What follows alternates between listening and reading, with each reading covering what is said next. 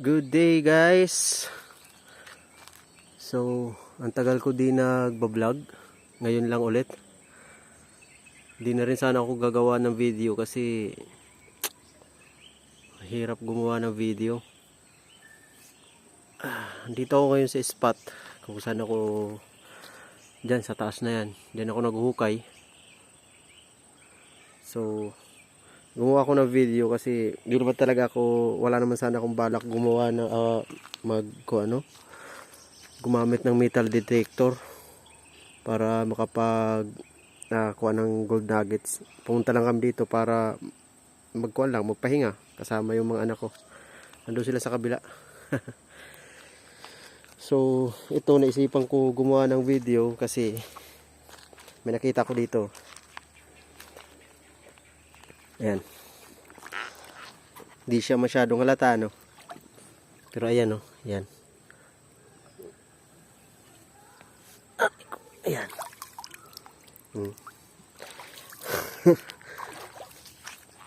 Diba? Yan. Gold nuggets. Dito kasi pag bumabaha, pag masyadong malaki yung tubig, yan, yung mga pampang na yan, yan, bumabagsak yan. Kaya nagkakaroon ng mga gold nuggets dito sa tubig. Malalaki siya, oh. Meron siya may mga maliliit pero di na ako. Meron pa yata dun, oh. Ano yun? Hindi. Bato lang. May mga maliliit siya na nugget. Pero hindi na ako nagkakaroon ng interest kasi dito pa lang makakuha lang ng ganito, oh. Solve na. Ito, meron pa. Meron pa. Ayan, oh. Ayan. Ito. Diba? Ang dalawa.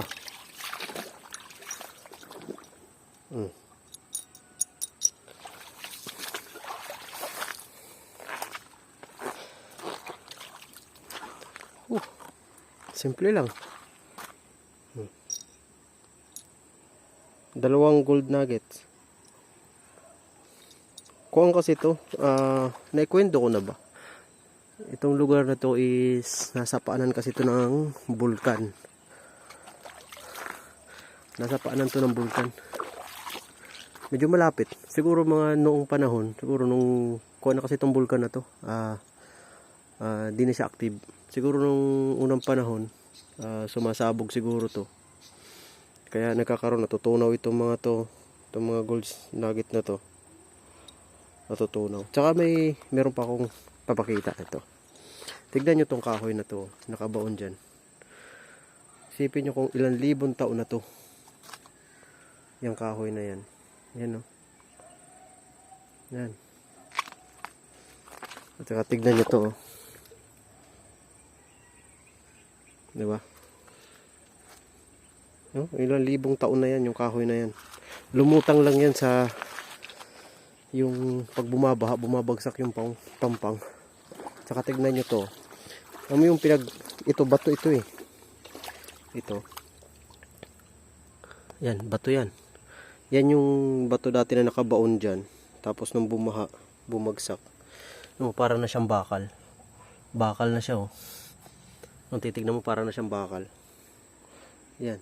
Itong line na to, kahoy ito dati. Yan. Kahoy yan. Yan, oh. Ito pang palatandaan, oh. Kahoy yan, oh. Ayan, oh. Ayan mo, kahoy yan. Yan. Sa ilalim nito, kung bubungkalin to, napakaraming ginto dito. May mga golds yan. Pero di na ako mag-aabala na sirain pa to. Tsaka kaya nga wala akong pinagsasabihan about dito kasi mahirap na. Masisira tong lugar na to pag may nalaman ng ibang tao to. Masisira to. So ito, gagawa ko ng mga video kasi marami nagre-request sa akin na kung kailan daw ako gagawa ulit ng video about dito. Ay, ang ganda nito. Puta, pera din to, oh. Alam nyo ba to? Yeah. May tawag dito, eh. Nakalimutan ko lang. Tingnan nyo. Yan. Yan. comment nyo dito kung ano ang pangalan nito. Nitong bato na to. Yan. Malaki to, pera to. Na mga binibili to eh. May tawag dito. Ah, shit. Tigas. Ay, nabasag. Pucha. Ayan oh. Oh. May pangalan to. May pangalan tong bato na to. Ayan. Marami pa. May pakita ko sa inyo. Alam mo yung mga parts na yan. Yan. Yun dun. Sa parts na yon. May mga butas dyan. Yung mga butas na yan is gawa ng mga bato yan. Ay, mga kahoy. Yung mga kahoy, mga sinaunang kahoy na bumagsak. Dyan na baon. Dyan ako naghahunting sa taas na yan. Yan. Na-picture ko na to dati. Itong lugar na to. Dito kami talaga mga anak ko. Dito kami nagpapahinga. Oh, kaya mo, may dalawa na akong gold nugget. Pag ganitong summer, ito, bakasyon ako. Babakasyon kami, mga bata. Nakabakasyon naman. Wala pang pasok. So, dito kami pumupunta. Tahimik, walang tao. Mga huni lang ng ibon na maririnig mo. Napakalinis na ilog. So, mahirap na pag nalaman to ng ibang tao. Sigurado, wasak tong lugar na to. Dito lang to sa Pilipinas.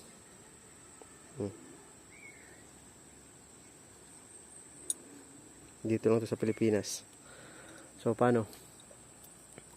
Hanggang dito na lang muna siguro tong video na to. Hayaan nyo, sa susunod pag sinipag-sipag ako, gagawa ulit ako ng mga video. Tinatamad talaga ako gumawa ng video kasi nakakapagod. Nagbe-video ka tapos habang naghukay, kumukuha ko ng mga video. Napakahirap, nakakapagod mag-edit. Wala naman akong editor kasi ayokong makilala. Once na kumuha ko ng editor, makikilala ako, masusundan ako dito. For sure, sira itong lugar na to. Yan doon yung styro, iniwan ng bata, putiks. Dito kanina yung mga anak ko naglalaro. O sige, putulin ko na muna itong video na to. Next time ulit.